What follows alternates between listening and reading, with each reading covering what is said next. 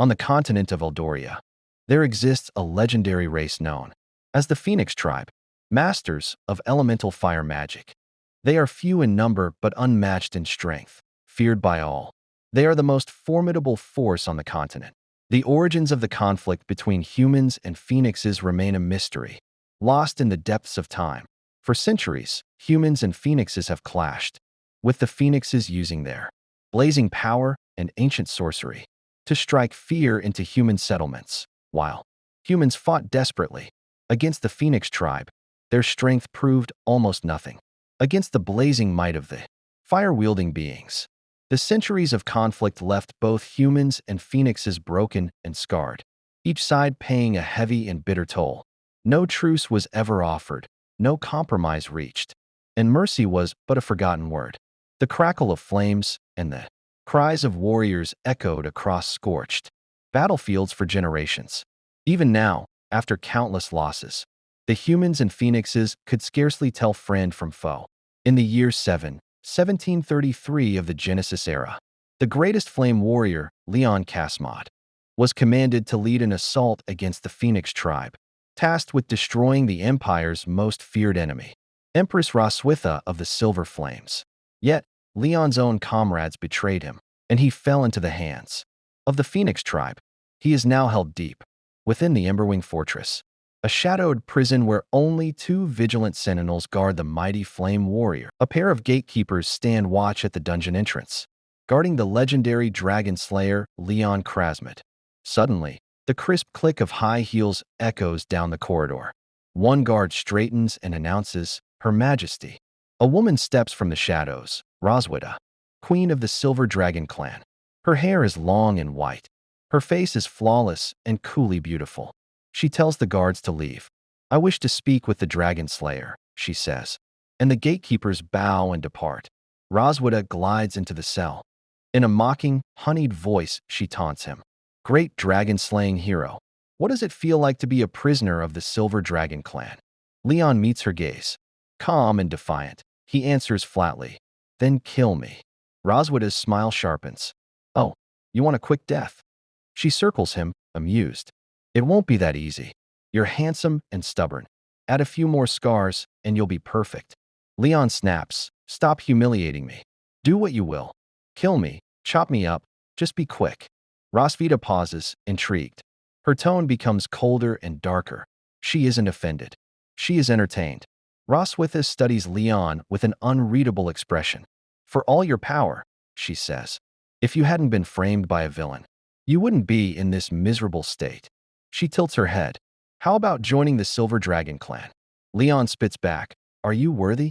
Voice low, cautious. Roswitha's stare goes colder. Without another word, she steps forward and snaps his ropes free. Leon coughs, surprised and wary. "How dare a prisoner be rude to me?" Roswitha asks, voice like polished steel. She paces slowly around him, circling as if weighing him. "Do you still imagine you are the great hero of mankind, praised by thousands? Still dreaming of wiping out the Dragon clan and leaving a noble reputation for generations?" Her tone becomes scornful. "Wake up. You'll die here, you ignorant, ant-like loser." She stops close enough that Leon can see the slight contempt on her face. "Maybe, once, you might have given your descendants wealth and glory." She muses, almost amused by the fantasy. "But that's an interesting hypothesis, isn't it? Sadly for you, you have no successor. There will be no heirs to enjoy such a day. Don't underestimate humans," he warns. With a swift movement, she lashes her tail around Leon and pins him, the tip pressing against his throat. "What a stubborn one," she breathes. Leon strains beneath her grip, trying to pull his head free. Through clenched teeth he spits, "Her Majesty," but Roswitha cuts him off. "Ready to beg for mercy?" she asks, amusement and challenge in her voice. Leon's expression goes hard. "From the beginning, you made two mistakes." His voice is low and steady. Roswitha freezes and listens. "The first," he continues, "you should never be alone with the most powerful dragon slayer trained in secret." He tenses. In the next beat, he adds, "The second, you should never taste my blood." At that word, he activates a hidden power, the blood curse. A dark, pulsing aura blooms from him and lashes out. Roswitha is thrown backward across the cell. She clutches at her chest, staggered. It's so hot. What is happening to my body? She gasps, panic breaking through her composure. Leon steps forward, voice iron cold. Your Majesty, very soon you will live with a pain born of the soul. All your life. The curse will bind her to long-lasting suffering, he says, spoken like a verdict. Before Roswitha can recover, something unexpected happens. She launches herself at him. Leon, stunned, thinks, what is happening? Is she aroused? As Roswitha silences his thought with a sudden, fierce kiss. Cutaway. The scene moves to implied intimacy. Panels show clothes falling, hands grasping, and silhouettes. Nothing explicit, only suggestive framing. A short time later, we cut to black. 1 hour passes. The blood curse dissipates. Roswitha wakes, frantic and disoriented. What did you do to me? She demands. Leon's reply is cold and precise. You told me I would have no successor. Now you, too, will have no successor. There will be no dragon heir. He makes it clear the curse was never just physical. It was meant to strip away the possibility of descendants. Seething with rage, Roswitha lashes out, raising her hands to cast a killing spell. You would kill me? You dare? Leon answers calmly, almost sadly. You don't have to kill me. You will live with hatred and pain all your life. That is my curse to you as a human. He stands there, composed, letting the weight of his words hang in the air. Roswitha forces herself into her clothes, fury and humiliation burning in her eyes. You are only a human, she spits. To take revenge in such a despicable, petty way, how can you be so cheap? Her voice breaks between royal outrage and wounded pride. Then we see Leon lying on a bed, lost in a dream from when he was just 5 years old. In that memory, he brutally kills his neighbors. Vicious dog with his bare hands, a shocking display of raw strength. Before he could face any consequences, a legendary dragon slayer happens to pass by. Impressed by the child's potential, the dragon slayer takes him under his wing as his apprentice. By the age of 10, Leon enters the prestigious Imperial Dragon Slayer Academy to further hone his skills. For years later, he graduates, not just as the youngest in history, but with the highest evaluation ever recorded. At the same age, he steps onto the battlefield, facing dragons head-on. Over the years, Leon slays countless dragons, reclaims lost territories, and earns unparalleled military achievements for the Empire. He becomes known far and wide as the strongest Dragon Slayer, the Empire's only hope to end the war. But fate takes a cruel turn. Leon is captured by the Dragon Clan. 2 long years pass in captivity. Then, suddenly, he awakens from a deep, 2-year slumber. Groggy and disoriented, he murmurs, "Where am I?" From behind a door, a little girl peeks out, her eyes wide with curiosity. "Hey, you're awake," she says softly. Leon stares at her, and a gentle smile forms on his lips. She is so cute.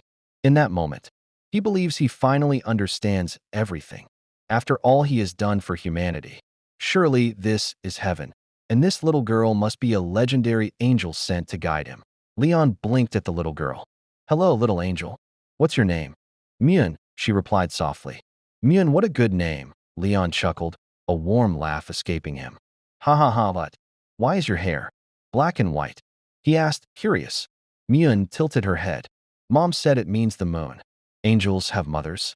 Leon thought, stunned. Then he smiled gently. "I see. My name is Leon. Leon Cosmod." Myun's eyes lit up. "I know. Leon means lion." Leon froze. "Who told you that?"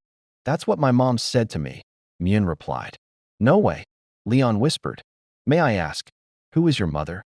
"Rosweiss," she said. Leon's heart skipped. "Rosweiss. Then I am." "You are the father," Myun said innocently. Leon felt his knees go weak. "Dad? Dad, this is mine and Rosweiss' child." "Ow, Mom." Myun ran ahead and called out. "Mom, Dad is awake." Rosweiss appeared, calm and gentle. "Yeah, I know," she said, smiling. "You finally woke up, Leon. Mommy, just be happy too, right?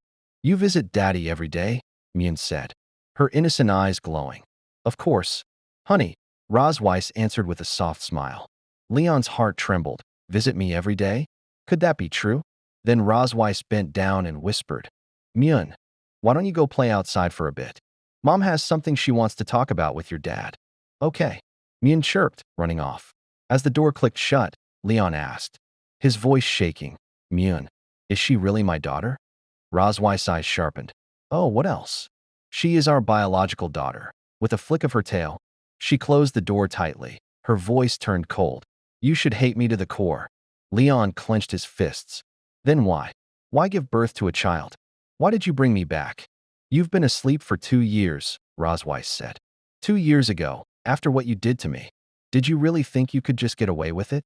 You think I wanted that? Leon roared, veins bulging. Humans and dragons are natural enemies, destined never to coexist. If it were up to me, I'd rather have died than laid a finger on you. Oh, Rosweiss's lips curled into a mocking smile. So touching me was torture for you too? Isn't that obvious? Leon snapped. In an instant, her tail whipped around his leg, yanking him forward. Leon lost balance and crashed onto the bed. What? What are you doing? Leon shouted. Rosweiss's eyes glowed crimson. With a sharp flick of her claws, Leon's clothes tore apart like fragile paper. Rosweiss, stop! Leon growled, struggling against her grip. I'm going to carve my dragon mark into your body, she declared coldly. It will be your eternal shame. From now on, you'll never be the Empire's hero again. You'll be my prisoner, forever. Leon's chest tightened. A dragon mark? He knew what it meant. An unbreakable curse. A brand binding the victim's soul to the dragon who cast it. When your fellow humans see this, Rosweiss continued with a cruel smile. What will they think? Will they still call you the greatest dragon slayer? Or will they spit on your name, calling you a traitor who surrendered to the dragons? Leon's voice shook with fury. Why? Why go to such extremes? Her tail tightened around his leg. Don't you understand yet, Leon? I don't just want you dead. I want you to live in shame. I want you to be humiliated, completely, forever. Leon's breath caught. The glowing sigil forming on her palm radiated heat, pressing against his bare skin. His body trembled against his will. Now, Rosweiss's voice dropped to a whisper, equal parts venom and seduction. Let's begin. The next morning, at Silver Dragon Castle, 2 maids whispered gossip in the hallway. The queen is in such a great mood today, one said. Oh, you didn't hear? Her husband is awake, the other replied. Leon, hiding behind the wall, froze. Her husband? She's really telling people I'm her husband. He shivered at the memory of last night. You have no idea how terrifying she is. She drained me completely. My back feels like it's about to break. Ha ha ha. Faster, Leon, faster.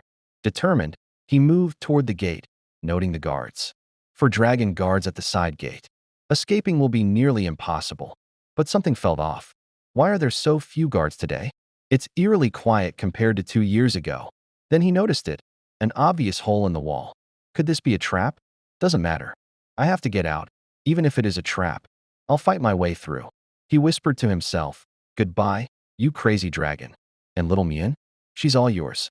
Mian's eyes widened as she saw Leon crawling through a hole in the wall. Mommy, look, Daddy's crawling through a dog hole. He's amazing. Rosweiss glanced down with a smirk. I see. Truly impressive. Mian tilted her head. So, when you go fetch Daddy back, Mother?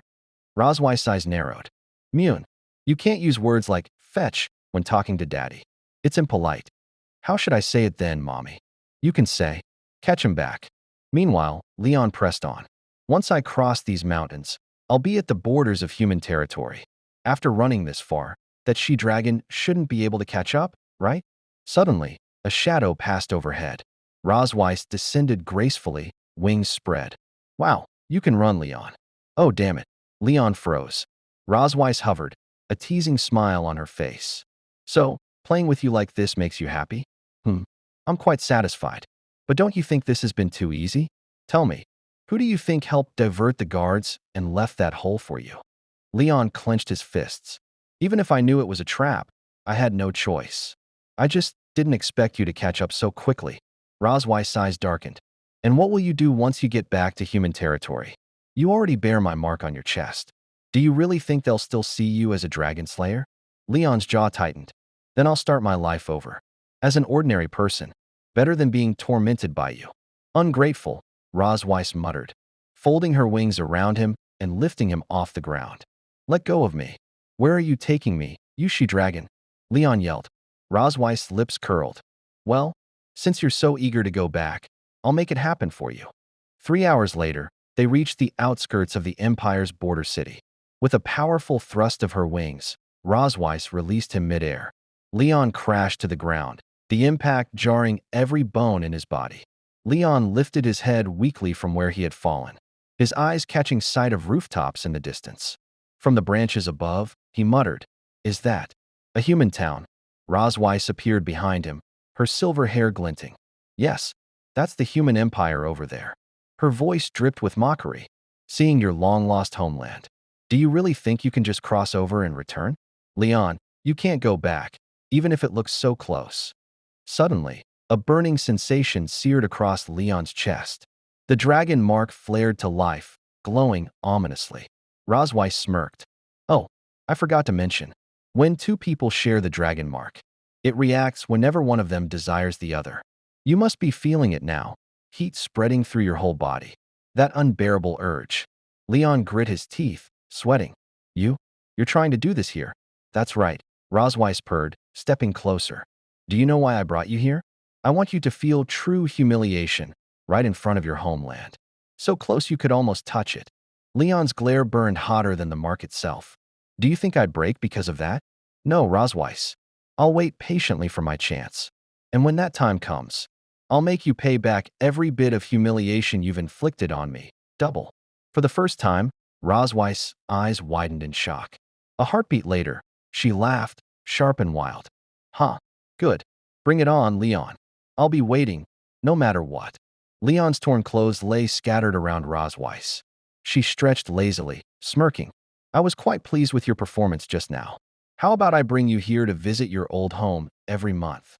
Her fingers trailed across his chest. "Bah," Leon scoffed, swatting her hand away. "You were only thinking about how to drain me dry. Huh, at least you're smart enough to notice." Rosweiss flicked her silver hair. "Let's go. Our daughter is waiting at home." Leon pushed himself up. "Wait. As a proud dragon slayer, I won't let you treat me like prey and drag me back. I can walk on my own." Rosweiss raised a brow. "Hmm? It takes me 3 hours to fly back to the Silver Dragon Sanctuary. For a human on foot, at least 10 days to 2 weeks. 10 days to 2 weeks. Leon smirked. "Don't underestimate human endurance." "We'll see how long you last," Rosweiss muttered. Hours later, Leon stumbled through the tall grass, panting. Sweat drenched his body. "Can't go on anymore?" Rosweiss teased from behind. "Beg me." Leon clenched his jaw. "I'm not tired." "Who says I'm tired?" She chuckled darkly. "Humph. The only tough part of you is your mouth." "You." Leon growled, but froze as voices echoed ahead. A squad of 3 dragon slayers appeared through the trees. Leon's heart leapt. Finally, humans. Maybe they can help me get rid of this she-dragon. He opened his mouth to call out, but then he felt the murderous aura behind him. "No, if I say a word, Rosweiss will kill them instantly." One of the slayers spotted them. "Stop. Did you two get lost?"